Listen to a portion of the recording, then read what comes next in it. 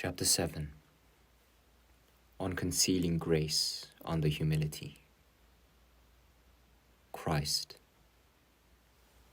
My son, it is safer and better for you to conceal the grace of devotion. Do not boast of it, do not speak much of it, and do not dwell much on it. It is better to think the more humbly of yourself, and to fear that this grace has been granted to one who is unworthy of it. Never depend too much on these feelings, for they may be rapidly changed to the opposite. When you enjoy such grace, consider how sad and needy you are without it. Progress in the spiritual life consists not so much in enjoying the grace of consolation as in bearing its withdrawal with humility, resignation, and patience, neither growing weary in prayer nor neglecting your other acts of devotion.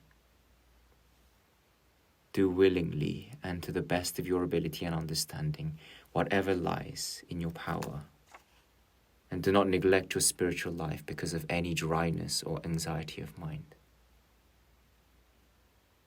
There are many who grow impatient or indolent when all does not go according to their wishes. But man's life is not always in his control.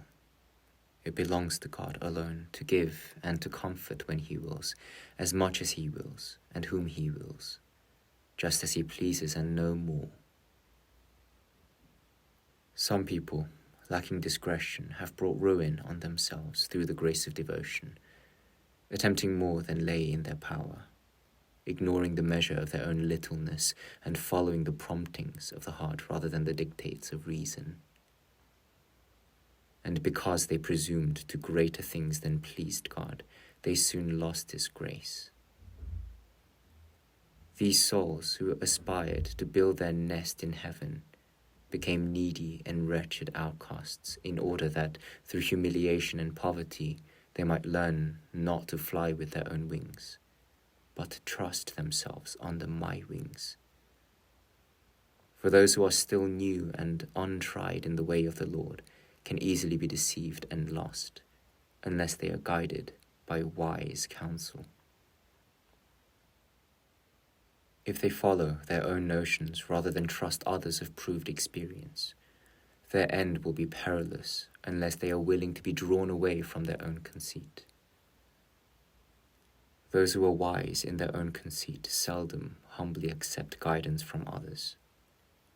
A little knowledge and understanding, tempered by humility, is better than a great store of learning coupled with vain complacency. It is better to have few talents than many of which you might be conceited. Whoever yields himself to joy, forgetful of his former poverty, is very unwise, for he forgets also that pure reverence for the Lord which fears to lose grace already given. Nor is he wise who in trouble and adversity yields to despair and fails to put his trust in me. The man who feels secure in time of peace will often in time of war be found discouraged and afraid. If you were careful to remain always humble and modest in your own esteem, and to direct and control your mind rightly, you would not fall so readily into danger and disgrace. It is good advice that when the spirit of devotion is aflame in your heart, you should consider how you will fare when the light leaves you. When this happens, remember that this light will one day return, which I have now for a while withdrawn as a warning to you and for my glory. Such a trial is often more profitable than if all went agreeably with you and in accordance with your wishes.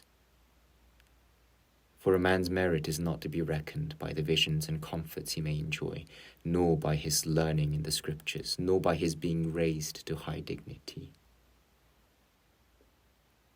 Rather is it by his being grounded in humility and filled with divine love, by his pure, constant, and sincere seeking of God's glory, by his low esteem and honest depreciation of himself, and by his preference for humiliation and despite, rather than honors at the hands of men.